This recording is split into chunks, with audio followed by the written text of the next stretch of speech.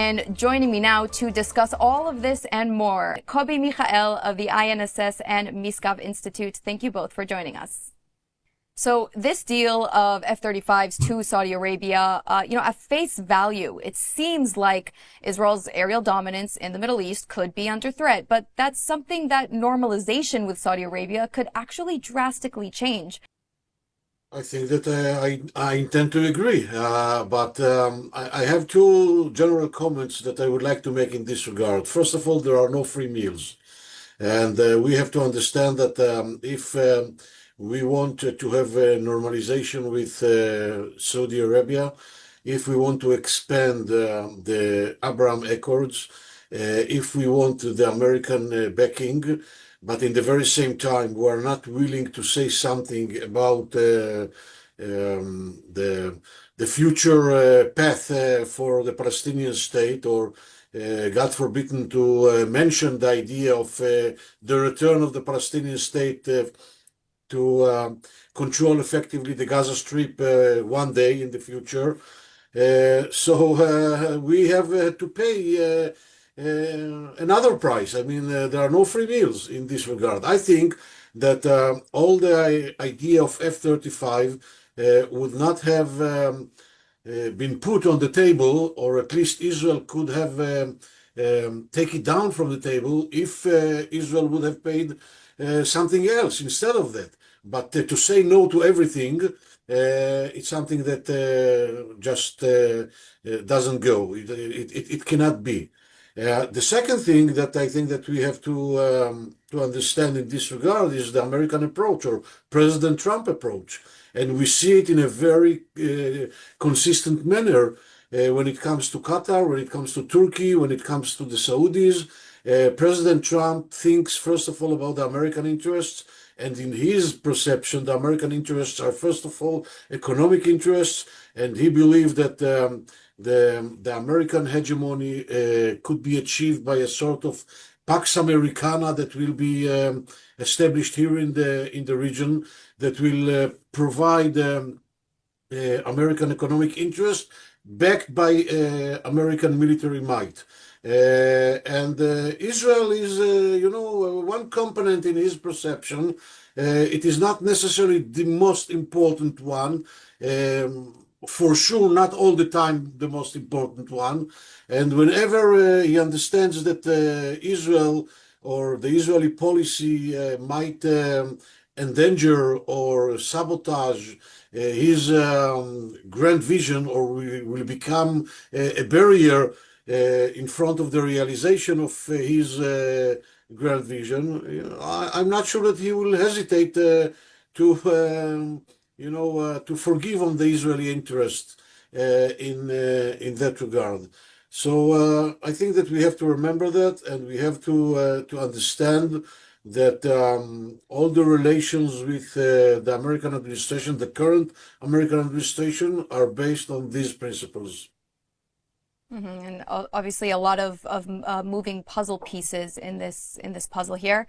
Professor Kobi Michael, I'd like to turn to you now. So what's your take on this draft resolution that the United States is pushing, and also the security situation inside of Gaza? Can we discuss phase 2 if phase 1 has not yet been completed?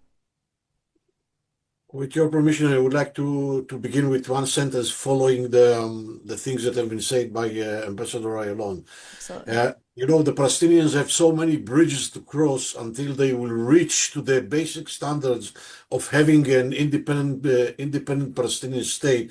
And Israel is backed in this regard by the current American administration and by the previous American administration and by President Trump 20 points plan, which is supported by all the Arab leaders in the region and all the European leaders, and even Muslim leaders from Indonesia and Pakistan. And it is mentioned there in the plan. And Israel, by the way, accepted the plan as is, as a whole. And Article 20 says exactly what Ambassador Ayalon said, and what appears in the proposal that the U.S. provided for UN Security Council resolution. That if things will be stabilized in the Gaza Strip, if Hamas will be disarmed, if the Gaza Strip will be demilitarized, if the Palestinian Authority will go through very significant, substantial reform process, okay, then a path towards self-determination for the Palestinian people will be opened, okay?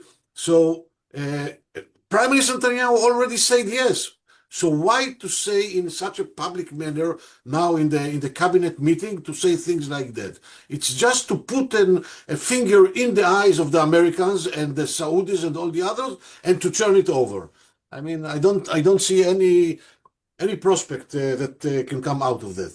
But with regard to your question, the situation in the Gaza Strip now, I think, is very fragile when it comes to the probability that the plan would be or will be realized eventually peacefully. I think that Israel has to give all the space and the time to the American administration to do it in its way until they will reach to the conclusion that water will not come out from this rock, that Hamas is not going to comply. Until then, I think that Israel has to tight the coordination with the Americans to assure that we are on the same page with the Americans with regard to the role, the future role of Turkey and Qatar. That should be a very minimal role and presence in the Gaza Strip, and to build the legitimacy for the resumption of the military fighting against Hamas in the western part of the Gaza Strip in parallel to the beginning of the realization of the plan in the eastern part of the Gaza Strip, which is controlled now by the IDF. In this way, I think that we will be able to increase the chances for the realization of the plan on its entirely. And I think that the implementation of the plan on its entirely is something that serves all the strategic goals of the war that were dictated, okay, by the Israeli government. And this is the Israeli interest to assure the realization of the plan. But I think that we have to be sober enough to understand that there will be no entity in the entire globe from edge to edge that will be willing and is capable to dismantle Hamas. Nobody will do that. The only entity that can do that and is willing to do that is the IDF. But this is not the right moment to do that. We have to build the ripeness. We have to build the legitimacy. And therefore, I think that we wisely, as Ambassador Ayalon said before, this is the truth moment of the Israeli statesmanship. Here, the Israeli leadership has to find the very delicate balance, okay, between the need to, to satisfy the base, the coalition, or political, objectives, and the need to serve the strategic objectives of the State of Israel. And I really want to hope that the Israeli statesmanship will find the strategic compass in order to reach to the right decisions and to do things in the right way. There does seem like cooperation between the United States and Israel is key in achieving all of these things. But Professor Michael, you mentioned earlier in your answer your analogy of Netanyahu, sticking his fingers and not exactly complying with the United States and their wishes. I'd like to ask just both of you just to recap on this U.S.-Israel alliance relationship. Is it headed to a good direction, or are we maybe potentially going to see a fallout? Professor Kobi Michael, your thoughts on that as well? I think that Israel is facing, not from today, I mean, this is a process that has begun even before. Israel is facing a very challenging days regarding the special relations with the United States, because we are losing, or we always lost, the Democrats, or at least a big part of the Democrats. We are losing some of the Republicans as well, and mainly we are losing the American society due to the demographic and cultural and political changes in the United States. So we cannot, remain very satisfied because the very good relations, the personal relations between President Trump and Prime Minister Netanyahu. President Trump will not be there forever.